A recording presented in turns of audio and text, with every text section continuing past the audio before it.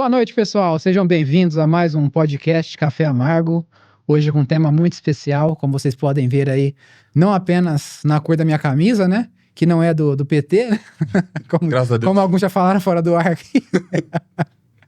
Mas aí tô entrando no clima natalino, né? Uma camisa que eu gostei muito, tentando usar umas cores diferentes e tal, mudar um pouco o visual.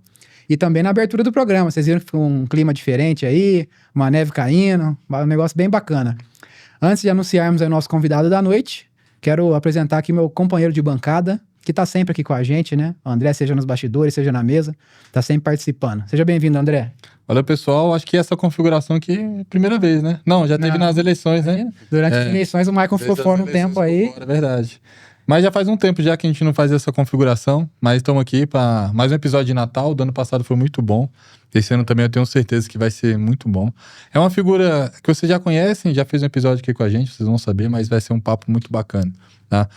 E você está nos assistindo aqui agora, a gente está nos estúdios à tona, tá? Um estúdio aqui em Ribeirão Preto, se você é de fora, né? Nosso estúdio fica aqui em Ribeirão Preto, então se você está querendo fazer um episódio, está querendo colocar o seu assunto, o seu conteúdo à tona na internet, procura o pessoal, vai ter o QR Code, o link, tá aqui na descrição para você entrar em contato e poder fazer o seu programa e distribuir o seu conteúdo, tá? O nosso outro parceiro é Apex, que fala? É isso mesmo, Apex. Apex Hardware. Então, se você quer comprar um computador, quer montar um computador ou quer comprar um notebook, até mesmo um videogame, Trocar mas não de celular também. trocar de celular e você não sabe como fazer ou com o que gastar, entre em contato com o pessoal da Apex, eles vão poder te assessorar.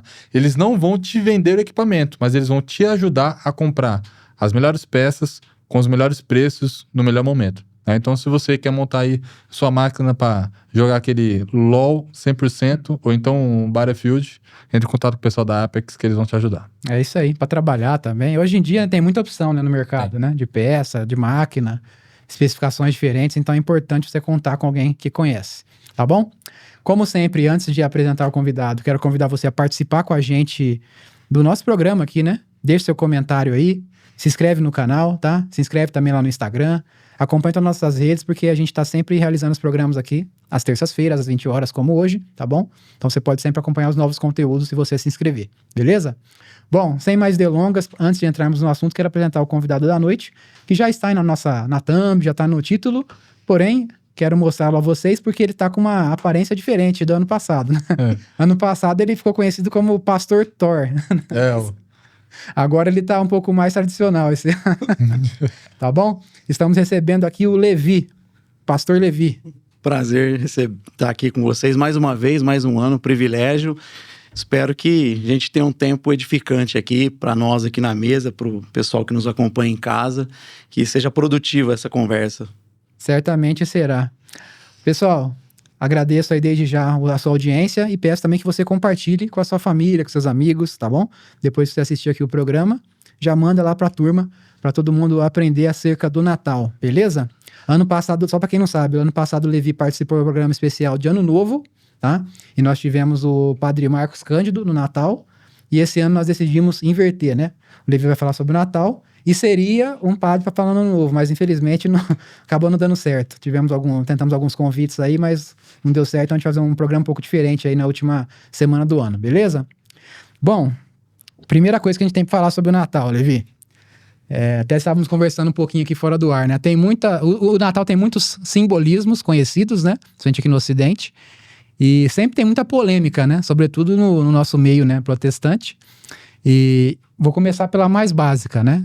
Muitas vezes nós falamos que, qual que é o verdadeiro significado do Natal? É o nascimento de Cristo. Mas aí, né, eu tô até rindo já. Mas aí muitas pessoas questionam, falam, mas espera aí, Cristo nasceu mesmo esse dia, né? O que você comentaria acerca disso? E qual que é a relevância disso também, né? Mesmo que Cristo não nasceu nesse dia, qual que é a relevância? Tá. Eu acho que talvez, antes da gente falar do nascimento de Cristo, se ele nasceu mesmo 25 de dezembro... É interessante a gente pensar assim, geralmente esse tipo de crítica feita ao Natal é uma intenção até de desmerecer o próprio cristianismo ou até duvidar da própria veracidade histórica de Jesus. É verdade. E embora assim, dificilmente alguém negue a existência de Jesus histórica, mas ainda há aqueles que assim o fazem, né? Quem estuda a fundo usando os métodos da história, de verificação histórica, dificilmente vão duvidar disso, mas sempre há aqueles que ainda tentam duvidar. Eu acho curiosa a história de um jornalista da década de 70 e 80, provavelmente você deve ter lido alguma coisa ou assistido, até porque virou filme, que é o Lee Strobel. Ele era um ateu e a mulher dele estava num processo de conversão, mas ele era aquele ateu militante, né? Ele não queria a filha dele se tornando cristã, ficando exposta à pregação, indo à igreja. Então ele começa a tentar persuadir a esposa dele a abandonar aquilo e ela tá lá irredutível, né? E aí ele começa a fazer uma pesquisa para tentar acabar com o cristianismo. Ele falou, vou fazer uma análise, vou levantar dados aqui para mostrar que o cristianismo, ele é uma falácia, ele é um mito, não é real. E aí, para surpresa dele, quanto mais ele estudava e procurava documentos, mais a historicidade de Jesus se tornava um fato para ele, né? Uhum. Então, por exemplo, uma das fontes, dos processos nessa busca é a gente ver o número de manuscritos. Então, quanto mais manuscritos, mais a gente pode saber sobre a veracidade histórica de uma pessoa. Quando a gente olha outros personagens da literatura clássica, a gente vai ver, e ninguém duvida da existência deles, a gente vai ver que, comparados a Jesus, eles estão muito abaixo. Então, você pega Platão e Aristóteles, tudo que a gente sabe deles no caso de Aristóteles, vem de 5 cópias, e de Platão vem de 7 ou 8, se eu não me engano. Quando a gente vai para Jesus, tem mais de 5.200 manuscritos. Se a gente junta outras porções, dá mais de 24 mil. Então, assim, se eu falar que Cristo não existe baseado nesse critério, os outros menos ainda. E um outro quanto mais próximo do texto original, mais próximo do autor, melhor, já que o papel era perecível, então o pessoal tinha que sempre fazer cópias. Uhum. E aí, quando a gente vai para Aristóteles, você tem um período da vida dele, para o documento mais antigo, de 1.400 anos. Você vai para Platão, 1.200. Jesus tem entre 25 e 50 anos. Então, assim, os critérios da história, eles pesam, assim, mas muito a favor de Jesus. Então, já é um ponto, assim, para a gente levantar, para colocar aqui que quando a gente fala de Jesus, nós não estamos falando de um mito. A gente não está falando de uma lenda. Existem lendas na história e mitos, até ensinam muitas coisas, mas Jesus é, como diria, se eu não me engano, o Lewis, né, um mito que virou real, né? Jesus tem muita veracidade histórica. Então, esse é o primeiro ponto. Agora, quanto à data, que o pessoal questiona se é 25 de dezembro, no Ocidente a gente celebra isso, no Oriente celebra em outras datas. Quando a gente vai olhar também alguns documentos antigos, existem aqueles que falavam dessa data. Então, por exemplo, Hipólito de Roma, ele tem algo escrito no ano 204, e num comentário dele ao profeta Daniel, falando dessa data de 25 de dezembro. Agostinho de Hipona também repetiu essa mesma data. E essa data de 25 de dezembro, ela é anterior à celebração do Sol Invicto, lá que seria só 70 anos depois, né, estabelecido pelo imperador na época de Roma. Então, assim, o pessoal que usa a data para falar também até em relação a um paganismo que foi reconfigurado, nesse ponto tem essa visão histórica, né? Tem algumas informações que pesam para esse lado. Tem até uma pesquisa de uma francesa tentando colocar essa data, que ela vai dizer que quando Zacarias teve a revelação lá sobre Isabel, que ela ia ter João Batista e tal, eles falam que era aproximadamente setembro, porque naquele ano teve uma alteração, segundo os dados que eles levantaram, né, os documentos, houve uma alteração. Então o ofício dele foi em setembro, ele fica sabendo da gravidez de João Batista, 6 meses depois ela vai falar com Maria, né? Aí Maria tinha tido a notícia, depois vai visitar Isabel, ela fala, a gente sabe o texto que o menino se agita no ventre dela, né? Ela exalta Deus, exalta Maria ali, né? Quem sou eu para receber a mãe do meu Salvador? 6 meses depois, João Batista nasce, e depois Jesus. Aí você faz os cálculos, eles colocam mais ou menos nessa precisão de dezembro. Agora, caso não tenha sido dezembro, E caso tenha sido uma festa pagã mesmo que existia e os cristãos, ao invés de adorar lá o Sol Invicto ou qualquer outro deus, passaram a celebrar o nascimento de Jesus, também não tem problema algum se for isso. Porque um dos imperativos da Bíblia é exatamente a influência cultural. A gente pode ressignificar as coisas. É muito comum, não só não cristãos, como até evangélicos cristãos, às vezes acusarem outros cristãos de celebrarem o Natal por conta dessa ideia. Isso é pagão, né? Isso é paganismo. No entanto, essa ideia de rejeitar alguma coisa porque a origem dela é pagã, essa ideia é pagã. A própria ideia está mais próximo de um gnosticismo, de rejeitar algo porque a origem dela é pagã. As coisas em si não são ruins, a gente pode ressignificá-las. E pela Bíblia a gente é até encorajado a fazer isso. Lá em Gênesis 1, quando fala para a gente ser fértil, multiplicar, dominar a terra, a ideia tem a ver com essa influência cultural. Aquilo que a gente faz na cultura tem que ser reflexo do Deus que a gente adora, do nosso culto. Tanto que as palavras estão entrelaçadas, né? Culto, cultivo, cultura. Tem um historiador da igreja aqui na América do Sul chamado Justo Gonzalez, que ele faz questão de levantar essas semelhanças, né? Porque toda cultura, ela reflete um culto que a gente presta, né? Do Deus que a gente adora, ela é reflexo disso. Os romanos refletiam os deuses que eles adoravam e os cristãos vão refletir o Deus que eles adoram através das suas ações. Então não há problema algum da gente ressignificar as coisas, né? Ainda mais quando se trata da gente perpetuar e rememorar, já que a fé cristã ela é de rememoração mesmo, né? A gente participa da Eucaristia, da ceia, para a gente rememorar o que Cristo fez. A nossa fé é isso. Instrui a criança, inculca, fala no caminho. A nossa fé é assim, a gente é dado ao esquecimento por causa do pecado. Então, nada melhor do que a gente rememorar isso, principalmente uma doutrina tão crucial como a doutrina da encarnação de Cristo, né? Essa é uma das doutrinas fundamentais do cristianismo, né? A pessoa que nega a encarnação de Cristo, a sua total humanidade, divindade, ela não pode nem ser considerada cristã. Eu sei que hoje em dia tem uma salada que às vezes a pessoa... eu sou espírita e cristão, as coisas, elas se conflitam, não tem como a gente ser duas coisas conflitantes. Por exemplo, nesse caso que eu citei, né? Uma fala de reencarnação, outra de ressurreição. Não dá para eu ser liberal da escola austríaca e marxista ao mesmo tempo, né? Você vai falar, Levi, você tá com um problema.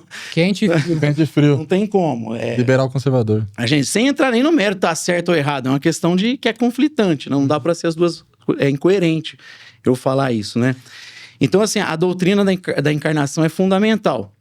Aí, por que ela é fundamental? Primeiro, quando Cristo se faz carne, Deus encarnado ali, ele está revelando Deus para nós. A gente sabe quem Deus é olhando para Cristo Jesus. Ele diz, quem me vê o Pai. Eu só sei quem é Deus olhando para Cristo e Cristo é revelado na Escritura. Então, ali é o lugar de eu conhecer Deus, em Cristo Jesus. Mas ele não veio apenas revelar o Pai para nós, ele veio revelar também quem o ser humano é. Né? Jesus, ele é o ser humano por excelência. Nós aprendemos a ser gente com Adão. A gente, quando passa pelo processo de conversão, de olhar para Cristo, a gente está reaprendendo a ser gente agora à luz de Cristo. Então, assim, uma das implicações dessa verdade antropológica aí, nesse contexto, é algo necessário. Hoje, o contexto que a gente vive, as pessoas baseiam a sua visão de si, a sua visão antropológica, nos afetos, nos sentimentos, nos desejos. Então, à medida que eu afirmo os meus desejos, os meus instintos, eu vou reconhecendo a minha identidade, né? Eu vou vivendo o propósito antropológico. Mas não, a gente sabe que não é assim. Pela Escritura, a gente vai ser gente como gente deve ser se a gente viver o máximo possível a vida de Cristo Jesus. E é possível viver. O John Stott, ele fala num livro dele, o último livro que ele escreveu, um anglicano, ele fala assim, não adianta você me dar uma peça de Shakespeare e falar, escreva. Fala, Shakespeare é capaz, eu não sou. Da mesma forma, não dá para viver igual Jesus, ele era capaz, eu não sou. Aí ele fala assim, mas se o espírito do Shakespeare pudesse viver em mim, eu seria capaz de escrever peças como Shakespeare. Da mesma forma, se o espírito de Cristo viver em mim, eu posso viver uma vida como a de Jesus. Então, quanto mais a gente olha para Cristo, mais a gente vê quem nós somos. A gente não vai deixar de ser quem nós somos. Pelo contrário, quando a gente se lança em Deus, a gente descobre a nossa identidade. Então, o segundo fator, a gente reconhece quem é o ser humano. Quem é Deus, quem é o ser humano. E aí o terceiro, talvez o mais importante, é porque a encarnação torna ele mediador entre Deus e os homens. Ele resolve o problema do ser humano. Então, há um só Deus e um só mediador entre Deus e os homens, Cristo Jesus. Ele veio para resolver o nosso problema. Por isso que a Bíblia vai apresentá-lo como Senhor, como Salvador, ele que resolve o drama humano. E aí é o ponto que a gente enfatiza a humanidade e divindade de Jesus. Por que ele tem que ser totalmente humano e divino? É um capricho teológico só dos caras na Torre de Marfim falar isso? Não, é porque isso implica na nossa própria salvação. Ele tem que ser homem totalmente porque o homem que quebrou com Deus, ele que rompeu com Deus. Então precisa de alguém representar a humanidade diante de Deus.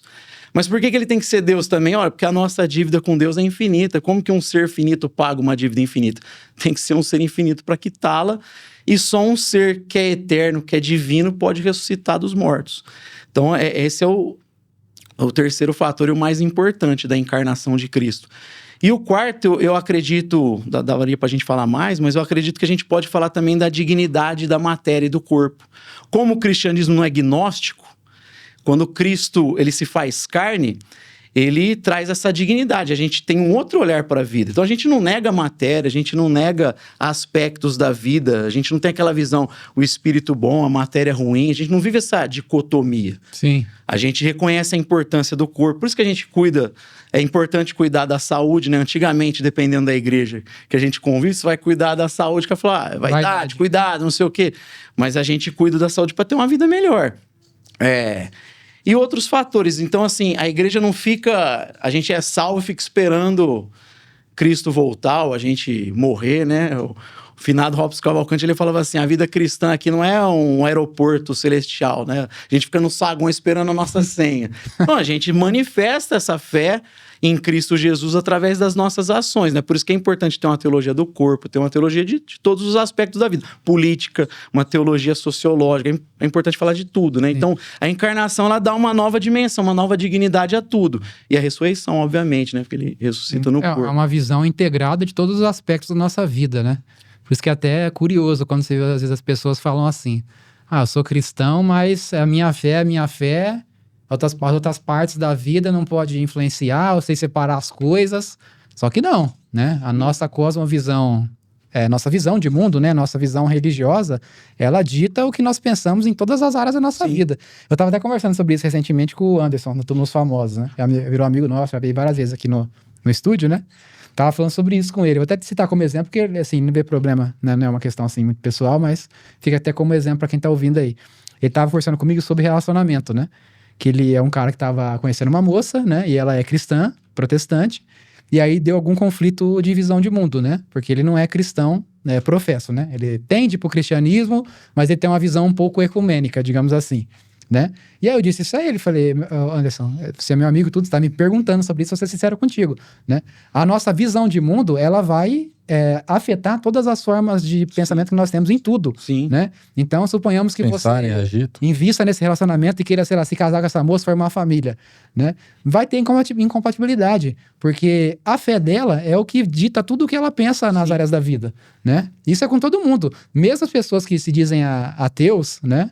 Ou militam contra a religião, elas também têm uma fé não religiosa, na não religião, né? E isso também dita a forma de pensar dela, até mesmo na visão moral, né? Na parte de ética e moral da vida da pessoa, né? Eu estava fazendo um comentário, mas eu queria voltar no que você falou antes, né? É importante você ter explicado sobre o papel da encarnação de Cristo na salvação, né? Por que isso é tão fundamental para a fé cristã como um todo? Porque assim a gente entende por que o secularismo, porque eu diria que é mesmo o mal, né? Satanás, de forma bem clara, né? Milita tanto contra isso, de forma a tentar descredibilizar a encarnação de Cristo, né? Principalmente nessas épocas festivas. Sim. Né? Tentando trazer como se fosse uma mentira, algo que não aconteceu de fato, né? Porque isso, de fato, é algo fundamental para a nossa visão de mundo, para a nossa fé, né? Por isso que é importante ir contra e tentar destruir isso, né? Sim, com certeza. Então é importante, né? E um comentário que você fez que Na verdade, o cristianismo ele também influencia na cultura, né? Quando você é cristão, você exerce a sua fé, consequentemente você vai influenciar sobre a cultura do local que você está, né? Uhum. E uma das formas de influenciar a cultura também é através dos símbolos, né? Por exemplo, você está usando uma cruz, né? As pessoas vão olhar e vão saber que você é cristão. E com o Natal também não é diferente, né? Porque muita gente acha que, na verdade, os símbolos do Natal são símbolos pagãos, né? Do demônio. E, na verdade, não é, né? Os símbolos do Natal, eles têm um motivo, um porquê. E também apontam a pessoa de Cristo, né? A árvore, a estrela. Então, você consegue falar um pouquinho pra gente sobre esses símbolos e o porquê que eles existem na celebração do Natal? Não, e talvez antes da gente falar dos símbolos e da importância deles, até entrar no que você falou, quando fala da fé influenciando a nossa visão num todo, né? Mas isso não acontece só com o cristão, acontece com todo ser humano. Isso é importante enfatizar, né? Uhum. A visão bíblica é assim, não existe ser humano que seja neutro do ponto de vista religioso. Romanos 1 fala assim, ou você reconhece Deus, ou você cai na idolatria. Então, o contrário do cristianismo é sempre a idolatria, não é o ateísmo. Não, o ateu ele vai começar o pensamento dele de alguma coisa. Quando a gente fala sobre a origem da vida, isso aí vai exigir sempre fé da pessoa. Quando eu falo que a vida começou com matéria, energia no espaço-tempo, eu preciso de fé para fazer essa afirmação. É uma suposição, é um axioma, é um pressuposto. E a partir dele eu vou construindo a minha visão de mundo. E vai influenciar em todo o restante. Vai influenciar na visão que eu tenho do ser humano, porque se eu creio que tudo veio da matéria e não existe um criador, eu perco a ideia de propósito, de intencionalidade. O C.S. Lewis vai dizer que nem o pensamento fica contraditório, né? É só um processo acontecendo que não diz nada. Uhum. E vai influenciar a visão que eu tenho do ser humano, então eu vou perder a ideia de uma moral que Deus estabeleceu, aquilo que é certo e errado, aquela ideia de lei moral. Direito que a natural gente, não tem que como nós, existir, né? Que nós devemos nos adequar, porque a gente percebe isso de modo intuitivo.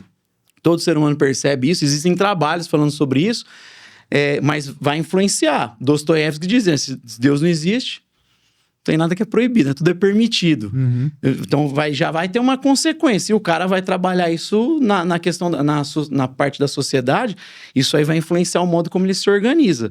Então a gente falou, o cristianismo, na verdade, influenciou o Ocidente, e já há alguns séculos que a gente vem de um secularismo que tenta tirar os símbolos, tirar a influência da religião, na verdade, do cristianismo, da esfera pública. Mas a gente não pode cair no engano, principalmente os cristãos, de achar que tirando a fé cristã vai ficar neutro ali. As pessoas usando só a razão não vão. Elas vão colocar a sua religião secularista, ateísta no lugar. Por quê? Porque, mais uma vez, os pressupostos determinam a nossa visão de mundo. Então, a gente ouve muita coisa absurda hoje e as pessoas pintam como ciência. Na verdade, é visão de mundo. Então, é importante dizer isso antes da gente falar dos símbolos. No Brasil, não obviamente no contexto católico, que os símbolos são fortes, né? Mas, por exemplo, no ambiente evangélico, infelizmente, na América Latina, a gente estava falando isso aqui um pouco antes, há uma influência anabatista muito grande que é avessa a símbolos, é avessa até a arte sacra e parece esse pensador que eu citei, o Robson Cavalcante, ele falava assim, parece que eles se tornam feios por convicção, né? Tipo, Sim. Era uma identidade por antagonismo, que o católico é o só ao contrário. Ele abriu mão do belo, da arte sacra e dos símbolos. Mas esse mesmo autor, ele falava assim, quando alguém passa mal num avião, você vê o cara um médico lá, branco, você vai chamar ele na hora. Alguém roubou, fez alguma coisa, você identifica um policial. Então, assim, a roupa comunica. Ele falava da importância dos pastores, padres usarem roupas, usarem símbolos. Porque como existe essa busca por retirada dos símbolos e da influência por parte do secularismo, a gente deveria colocar até num tom, assim, de resistência e provocativo no sentido de produzir conversa, produzir ensino, né, sobre isso. Por que esse símbolo existe? Qual que é a ideia desse símbolo? Então, a importância disso. Então, por exemplo, a cruz celta aqui, a ideia básica dela tem a ver com o cosmos, o círculo e a cruz como Cristo redimindo todo o cosmos. Aí volta na visão que o Glaucio estava falando, da fé cristã, ela é integrada, não existe uma área que a gente só é autônomo.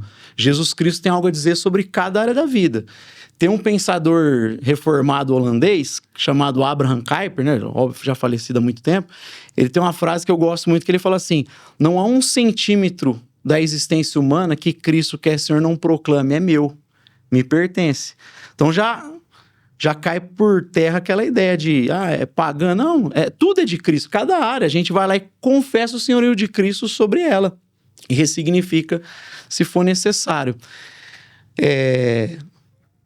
Uma das coisas que parte dessa igreja que eu falei, influenciada pelo anabatismo, não faz é o próprio presépio, né? Não colocar porque é contra essas... Mas eu sou a favor do presépio, claro, de acordo com aquilo que a Escritura apresenta, né? A ideia dos pastores ali, o menino Jesus, que é bom, principalmente as crianças terem um visual. A gente somos seres visuais, claro que a gente escuta, a fé vem pelo ouvir, mas é bom ter esses símbolos na sociedade, principalmente do lado de fora, para comunicar a verdade cristã, a verdade do evangelho. A estrela, que por mais que tenha árvore, aponta para aquela que guiou os magos do Oriente, né, que não estavam fora do arraial religioso, e Deus trouxe uma revelação para eles, conduziu eles, né, uma jornada, segundo o texto, de 2 anos para encontrar Jesus já depois de um tempo e reconhecê-lo. Não é só...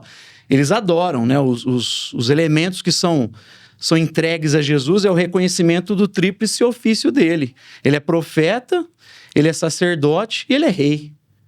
Jesus, ele assume os 3 ofícios. Então, o ouro, a mirra, o incenso aponta para essa tríplice função de Jesus. Por isso é importante a gente encharcar a sociedade de símbolos mesmo, cristãos, né?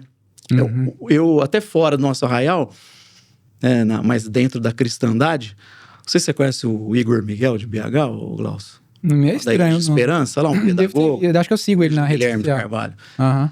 Ele falando uma vez que...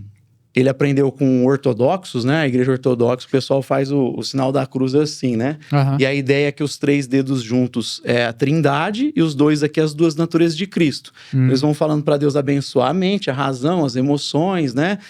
E aí ele começou a fazer isso todas as vezes que ele almoça, mas principalmente em público. Uhum. Justamente para despertar essa curiosidade das pessoas. É uma chance da gente pregar o evangelho. É verdade. Por causa da cruz, várias vezes as pessoas vêm, né? Ainda mais que, tem anel, você é padre, casado, que negócio é esse, né? Aí dá para comunicar o que é a cruz, e comunicando a gente prega o evangelho. É verdade. Esse que eu ia comentar, né? Porque a importância de você ter o símbolo, né? Independente da vertente cristã que você segue, é que o símbolo, ele te ajuda a evangelizar a pessoa. Porque primeiro... a pessoa ela vai ter a curiosidade de saber entender aquilo que você está usando, né? Como você falou, o cara é padre, mas é casado, né? Como que é? Vocês. Exatamente. Então já puxa um gancho para você. Um padre pulando a cerca. Como é que é? Casou, depois virou padre? Como é que é a história, né? Então, os símbolos, eles ajudam com que aquela pessoa que não conhece a Cristo ou nunca ouviu falar de Cristo tenha a curiosidade e se aproxime, e você tenha a oportunidade de você poder pregar a palavra ali para ela e trazer ela para Cristo, né? E muitas pessoas, elas renegam vamos dizer assim, os símbolos cristãos no Natal, mas eu acredito que, na verdade, que muitas vezes a culpa vem do próprio meio, vou colocar bem entre aspas, cristão, né? Porque até eu li um termo esses dias que fala que é o novo cristianismo cultural, né? Que são aquelas pessoas que falam que são cristãos pelo hype, né? Estão ali, acham... porque hoje é bonito, é culto, né? Traz likes você dizer para Cristo, mas a vida daquela pessoa, ela não segue a Jesus verdadeiramente. Né? E muitas vezes eu mesmo já vi, né, a negação de certos símbolos vindo de igrejas assim, né? De pessoas que transformam o culto a Deus em um business, em um show, em pirotecnia. E isso acaba afastando mais ainda as pessoas do sentido que realmente não só o Natal, mas a vida de Cristo e o cristianismo em si. Né? E o mais curioso desse tipo de igreja, que você está comunicando um tipo de igreja, né? Que é muito comum hoje na cidade e no país. Eles não percebem que eles abrem mão de símbolos cristãos históricos porque eles negam a tradição, né? Eles sofrem do que o C.S. Lewis chamava de snobismo cronológico, né? Acha que sabe mais do que todos os antepassados, os gigantes, tiveram na fé. Sim. Mas eles colocam outros símbolos atuais no lugar. Então, por exemplo, parede preta, luz, o aspecto do ambiente fica muito mais parecido com uma boate, com algo que não tem nada a ver com o cristianismo, não tem nada a ver com a igreja, com a tradição toda. Então, o pessoal prefere ficar ancorado em uma ideia de 15 anos e rejeita 10 anos, sabe? Não olha nada do que aconteceu, não aprende com a cristandade, né? Com a comunidade da fé. Eu creio que a própria leitura da Bíblia, a gente lê, obviamente, tendo em vista Cristo Jesus, né? Que todo o texto fala sobre ele, a recuperação da ideia de metanarrativa, a grande história, para a gente poder ler melhor o texto bíblico, para perceber que as histórias não falam sobre nós, falam sobre ele, né? Mas a gente lê com a comunidade da fé também, né? Vai dando mais luz a nós, olhando o que autores antigos falaram, olhando os documentos antigos, os concílios, olhando para as confissões de fé que já são mais localizadas, né? No ambiente, por exemplo, reformado, tem as suas próprias confissões, mas tem o credo que já tem um caráter universal, né? Toda a cristandade aceita. Isso aí já traz mais luz, né? E óbvio, também ler junto ali em comunidade, a gente ter essa troca para poder aprender mais. Já ajudaria bastante. Mas o pessoal não percebe, abre mão de tudo isso e começa a trazer elementos que são estranhos à Bíblia, estranhos à cristandade. Uhum. Estranhos à fé. Acaba substituindo, né? Eu estava até lembrando, você estava comentando aí, o André também, existe um termo na arquitetura que é usado bastante, que é o apagamento da memória. Né? Quando eles demolem prédios históricos, né? E acabam substituindo por essas construções horríveis contemporâneas, né? Pós-modernas. E o mesmo acontece no meio da religião, da fé também, né? Muito se fala sobre apagar os símbolos, né? Se desfazer dos símbolos, principalmente os secularistas fazem coro com isso, né? Porém, na verdade, eles substituem por símbolos que dizem respeito ao que eles creem, né? E aí, eu estava lembrando, no caso, por exemplo, da Revolução Francesa, né? Todo mundo já ouviu falar, sabe o que aconteceu, sabe que ali foi uma revolução que culminou na morte de muitos religiosos, né? Guilhotinaram padres, freiras, mataram toda a sorte de religiosos e pessoas ligadas à monarquia na época, foi um morticínio total, inclusive entre os próprios revolucionários acabaram se matando lá, né? Mas aí o que aconteceu? A princípio, eles queriam acabar com a religião, né? Inclusive fecharam igrejas e tudo mais, destruíram igrejas. Só que aí acabou que logo um pouco tempo depois, por exemplo, a Catedral de Notre Dame passou a ter ali o culto a Deus da razão. O cara não escapa disso. Não pode ter cristianismo, mas agora vamos fazer o culto a Deus da razão. Então você vê que assim, que não cola, né, esse negócio de racionalismo, de secularismo, é até a página 2 só, né? Eles querem apagar a religião, mas para substituir por uma religião secular que não vai salvar ninguém, né? Pelo contrário, né? Um anticristianismo. Exatamente. Que, na verdade, não existe vazio de poder em qualquer área da sociedade, né? Pois é. Política, religiosa, não existe. Sempre que você retira algo, né? Você retira a religião, você retira um pensamento político, o outro vai entrar num lugar. Porque o ser humano, a mente do ser humano, né? O nosso espírito também, ele busca por algo que o guie, né? O que faça ter sentido. Então, se você tira o cristianismo, tira a religião, vai entrar alguma coisa ali para poder te satisfazer. Porque a nossa alma, ela sempre busca o eterno, né? Ela é ligada a Deus, né? A Jesus. Então, mesmo que inconscientemente, mesmo que você não conheça a Cristo, a Deus, o seu ser, né? O seu espírito, ele vai buscar a Cristo. E quando você não entende daquilo, você acaba substituindo por outras coisas. Né? É verdade. Pensamento revolucionário, ou por dinheiro, ou então... Pessoas, né? Tudo aquilo que tá vazio vai ser preenchido por alguma coisa de qualquer forma. Você falou assim, o texto bíblico, Eclesiastes 3:1, Deus colocou a eternidade no coração do homem, o anseio pelo eterno, pela eternidade, tá no ser humano.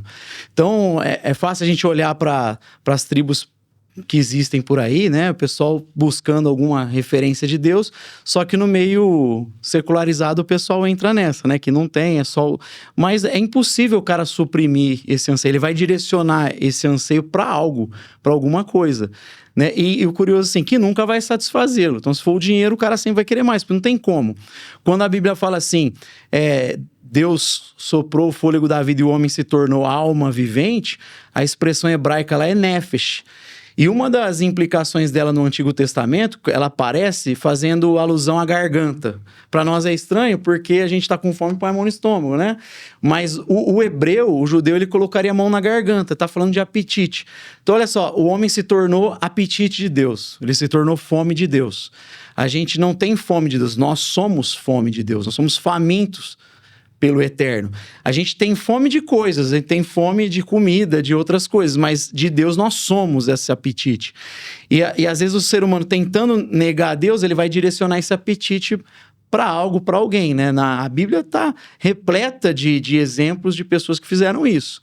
Você pega a Lia, por exemplo, mulher de Jacó, eu acho curioso, assim, ela tenta satisfazer esse desejo que ela tem no amor de Jacó. Porque como ele não amava do jeito que amava a irmã, ela tinha filhos. Aí você vai vendo os nomes dos filhos que ela tem, todos têm a ver assim, agora o meu marido vai me amar, agora eu vou ter a atenção dele. O terceiro é o meu nome, é Levi, significa aquele que une, aquele que é associado. Ela fala assim, agora finalmente minha alma vai se apegar do meu marido. Só que lá na frente ela tem um outro filho e ela fala assim, dessa vez eu louvarei o nome do Senhor. Então ela reconheceu, ela aprendeu ali depois que é em Deus que a gente supre esse apetite, esse desejo. O Lewis até defende essa ideia para falar da existência de Deus, né? Ele falava assim, pelo menos um insight, né? Ele fala, o pato tem desejo por nadar, para isso existe água. O homem tem desejo, apetite por sexo, para isso tem o casamento. Aí ele fala, mas se eu descubro em mim desejos que nada nessa experiência é capaz de suprir, significa que eu fui feito para suprir em algo que está além disso, que é Deus, né? Ele usa essa ideia para defender Deus, para apontar para Deus. Sim. O ser humano é isso. Então, por isso que o nosso coração tem que ser sondado constantemente, porque a gente pode incorrer facilmente na idolatria, né? É verdade. Bom, pra gente caminhar pro final do programa, acho que a mensagem aqui em cima do que você falou, você fala bastante e falou hoje também nesse programa de hoje, né? É a questão de que nós devemos assumir nossa posição, né? Não abrir concessões culturais, digamos assim, né? Até tem um meme aí no Instagram, direto aparece vídeo disso, tanto nos Estados Unidos quanto aqui no Brasil, de pessoas que falam Happy Holidays, né? Ou Boas Festas no Brasil. Aí a pessoa fala, não, Feliz Natal. Merry Christmas, não é Happy Holidays, não é Natal mesmo. Aí tem até um vídeo, vocês já viram, um velhinho foi parado pelo policial, esse é mais recente, agora desse ano parece. O policial parou o velho na rua, né, pra ver o negócio do carro dele. Aí na hora que devolveu o documento pra ele, falou assim, Happy Holidays. Aí ele falou, o que você disse? Happy Holidays. Ele, não, é Merry Christmas. Feliz Natal. Aí o cara falou assim, mas aí você tá se impondo a sua fé, a sua religião, tratando como se fosse melhor que as outras. Ele, é isso mesmo. Você tá certo. E detalhe, o outro não tá impondo, né? Querendo que ele nega... Pô, você é inteligente, hein, cara? É isso mesmo. Pra mim, a verdade é essa. Eu creio nisso, que isso é verdade.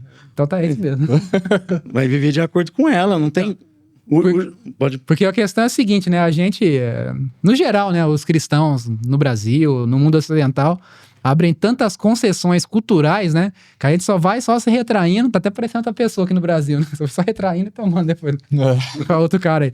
Então, a gente vai abrindo tanta concessão aí e a gente vai só se enfraquecendo culturalmente e eles vão ganhando espaço, né? O não cristianismo ou o secularismo, né? E vão sufocando, né, a cristandade, né? Então é importante que a gente reafirme a nossa fé por meio de símbolos, por meio de opiniões, por meio da nossa vida também, claro, né? Tem que ter vivência, né? Que demonstre, né? Que a gente crê, não só de boca, né? Então tudo isso é fundamental, importantíssimo, né? Para que a gente não se envergonhe, né? Da fé que nós temos, né? Então acho que a mensagem é essa hoje, né? Vamos falar, assim, sobre o Natal, sobre a encarnação, né, de Deus através da pessoa de Jesus Cristo, né? Utilizar o símbolo, sim, né, com essa finalidade cristã. Tudo isso é importantíssimo e deve ser preservado. Não é verdade? E às vezes a pessoa fala assim, mas eu não tenho um nível de influência grande, né? Não tenho alcance em redes. Você tem o papel principal, que é o seu filho, sua filha, Exato. Sua casa. Então o Natal já é um momento desse, da gente celebrar em família, sentar com a nossa família, celebrar o nascimento de Cristo, rememorar o que Cristo fez, a encarnação, e inculcar neles esse ensino, que quem sabe eles vão poder viver numa sociedade diferente do que a gente está vivendo hoje.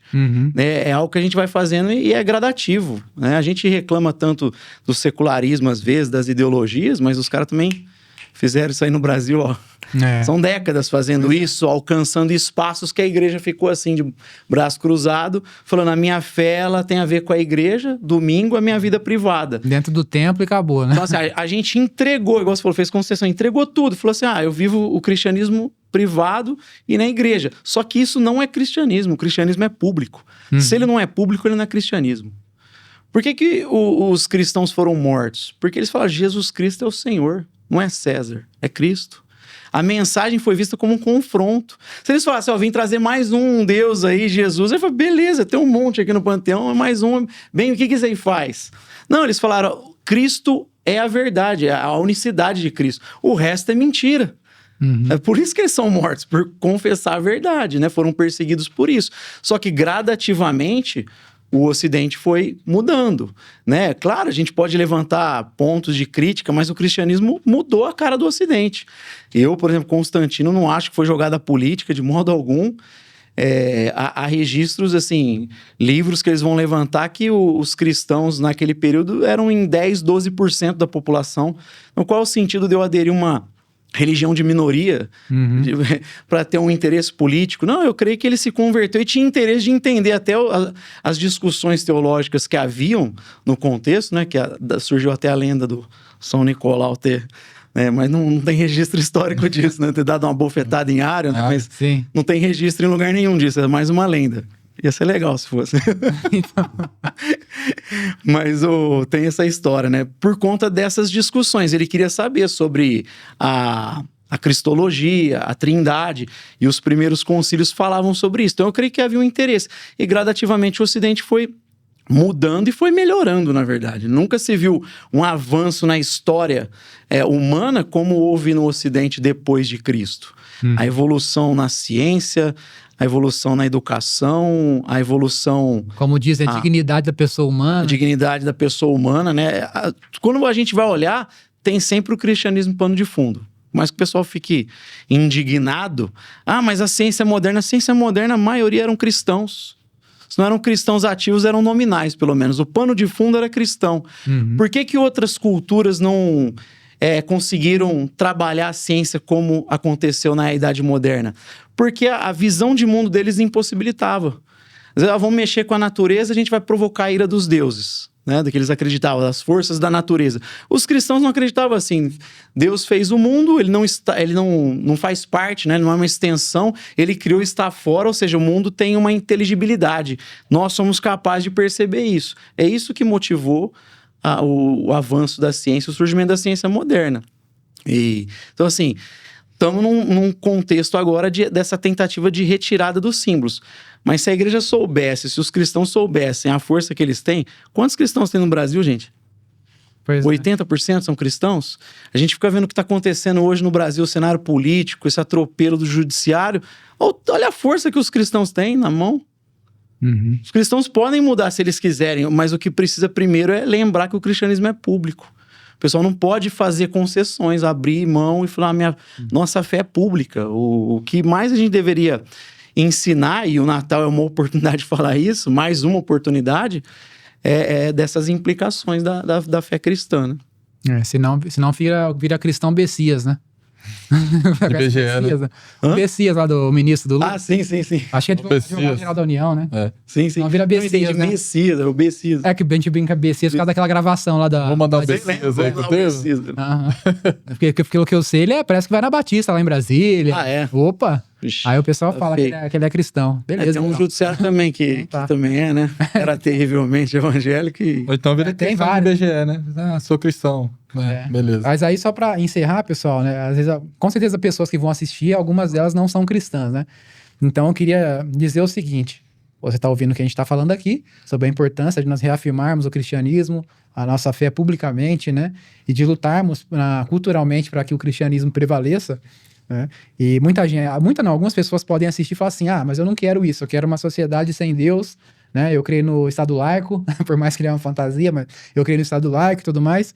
Então, se você quer imaginar como seria uma sociedade maravilhosa como essa, basta você olhar para a União Soviética, para a Coreia do Norte, né? Para a China de hoje em dia. Que maravilha. São países maravilhosos que não têm religião, né?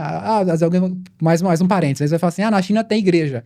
Beleza, eu posso ir lá abrir uma igreja? O governo tem que autorizar, escolher o pastor, o padre para estar lá na igreja. É assim que funciona, caso você não saiba. Então não é bem assim não, tá? Então, fica o recado aí. Se você quer imaginar uma sociedade sem Deus, você olhar para as experiências que já aconteceram. E aí vocês dão uma olhadinha lá como é que aconteceu nesses lugares, certo? Mas uma coisa que a gente pode falar aqui, lembrando do Natal, por mais que a gente se sente, às vezes, incapaz, né? Não tem alcance, como eu falei, tenho dificuldades, como é que eu vou mudar? É lembrar que o maior projeto da história, o maior projeto do universo, começou de modo simples. Então, Cristo não veio como um guerreiro, não veio como um rei poderoso, ele vem como um bebê. Deus confia o filho dele aos cuidados de um casal, adolescente, jovem, para cuidar do filho de Deus, para cuidar do próprio Deus. Então começa de modo simples, começa pequeno.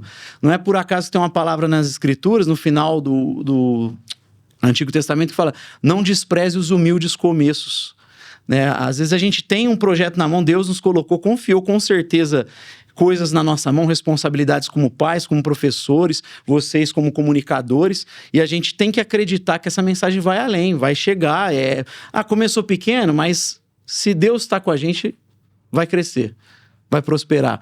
O nosso chamado não é para alcançar, o nosso chamado é ser fiel. Se a gente for fiel ao que Deus colocou, não tem como, a verdade vai sempre resistir. A gente olha hoje o cenário global e fala é amedrontador, é assustador. Mas tem que lembrar do que Paulo falava a Timóteo. Ele diz assim, olha, esses daí estão enganando, né, mentindo, falsos profetas, gente perversa. Mas ele vai dizer assim, você, ô Timóteo, continua pregando, porque o mundo deles vai de mal a pior. Enganando e sendo enganados. Sim. Enquanto o mundo deles, que eles acham que estão bem, está desabando, vamos construindo o mundo aqui, porque a verdade vai prevalecer sempre. A gente tem que lembrar disso, a verdade prevalece. É isso mesmo. Levi, passa o recado para quem quer te acompanhar nas redes sociais aí. Eu só não falei no começo, falei da outra vez, né? Eu sou o Levi, eu sou pastor da Igreja Cristã Reformada Raízes, no Jardim Paulista. É lá na Rua Piracicaba 668, esquina com a Rua Laguna. Você vai ver um prédio, tem umas figuras na Rua Laguna pintadas lá, alguns personagens do cristianismo. Lutero, Calvino, tem o William Wilberforce, que ele acabou com a escravidão na Inglaterra, foi um cristão parlamentar. E na esquina tem o Martin Luther King, né, que batalhou contra a segregação racial. A gente colocou algumas figuras ali, então, pra você se localizar mais fácil. E na rede é Pastor Levi Gabriel, o Levi Gabriel, você encontra lá nas redes sociais. Não sei se você está terminando. Eu posso ler um texto? Claro, pode, à vontade. Eu ler um texto, eu procurei aqui já que a gente está falando de levar o cristianismo, eu procurei um texto aqui de um livro do C.S. Lewis, chamado Ética para Viver Melhor, é um compilado de artigos dele, mas um deles ele fala assim: acredito que todo cristão qualificado para escrever um bom livro popular sobre qualquer ciência ajudaria muito mais com isso do que com apologética. Apologética é a defesa da fé. A dificuldade com que nos deparamos é a seguinte: conseguimos com frequência que as pessoas ouçam o ponto de vista cristão durante mais ou menos meia hora. Porém, no momento que saem de nossa palestra ou acabam de ler nosso artigo, mergulham de volta no mundo onde a opinião oposta é generalizada. Todos os jornais, filmes, romances e livros didáticos minam nosso trabalho. Enquanto tal situação perdurar, o sucesso amplo será simplesmente impossível. Precisamos atacar a linha de comunicação do inimigo. Não precisamos de mais livretos sobre o cristianismo, mas sim de mais livretos cristãos sobre outros assuntos, como o cristianismo latente. Vemos isso com mais facilidade olhando por outro lado. Não é provável que a nossa fé seja abalada por um livro sobre hinduísmo. Entretanto, se toda vez que lermos um livro de geologia, botânica, política ou astronomia, encontrarmos implicações hindus, isso nos abalará. Não foram os livros escritos em defesa do materialismo que tornou o homem moderno materialista. Foram as posições materialistas contidas em todos os livros. Da mesma forma, os livros sobre cristianismo não os incomodarão muito, mas ele ficaria perturbado se toda vez que procurasse um livro de introdução a uma ciência, a melhor obra no mercado fosse sempre escrita por um cristão. O primeiro passo para a reconversão do país seria uma série de livros escritos por cristãos que vencessem os best-sellers em seu próprio terreno. a ideia de vocação, né? Nós temos vocações distintas, como falamos aqui, como comunicadores, pastores, professores, dona de casa. O nosso papel é levar o cristianismo como essa visão de mundo para a gente recuperar a sociedade, né? Muito bom. Muito bom. Isso mesmo. Mais algum recado, André? Não. Bom, só reforço que vocês se inscrevam aqui no nosso canal, Podcast Café Amargo. Se inscrevam também no Cortes do Café Amargo, que nós postamos lá toda semana a playlist com os trechos, né, desse programa aqui, tá? Separado com o título, tudo certinho. Fica bem mais fácil de encontrar depois que você quer lembrar ou mandar para alguém, tá? Então peço também que vocês compartilhem esse programa especial com seus amigos, familiares, fazendo esse papel que nós estamos falando tanto aqui, né? De exercer a nossa fé publicamente, né? Defender a fé cristã. Principalmente se você compartilha da fé cristã assim como nós, compartilha esse programa aqui. Fala, olha que interessante. Um programa sobre Natal, mas que falou dessas coisas, né? Tão importantes que geralmente não se fala quando fala de Natal, né? Então vai ser interessante até para saber a reação das pessoas quando assistirem esse tipo de programa, tá bom? Deixa o comentário também aqui e também segue no Instagram, tá bom? É importante dizer, tava esquecendo já. Podcast Café Amargo no Instagram. Lá também nós postamos alguns reels lá com trechos do programa. Você pode compartilhar com os amigos de forma bem organizada, tá bom? É isso, né, André? É isso. E dê Feliz Natal, não boas festas. É isso mesmo, fica o recado aí. Quer desejar Feliz Natal, crianças? Vem cá, o Dante vai querer, vem cá. Chega aí. Aproveitar que as crianças estão aqui, nunca participaram do programa. O Dante vai desejar Feliz Natal pra vocês aí, ó. Fala assim, ó, olha lá pra câmera aqui, ó, e fala Feliz Natal pra todos. Feliz Natal para todos. Tchau. Quer também, Estela? Essa chance é agora. Tá com vergonha. Tá bom, então. Deus abençoe vocês. Olha, pessoal. Deus abençoe. Feliz Natal.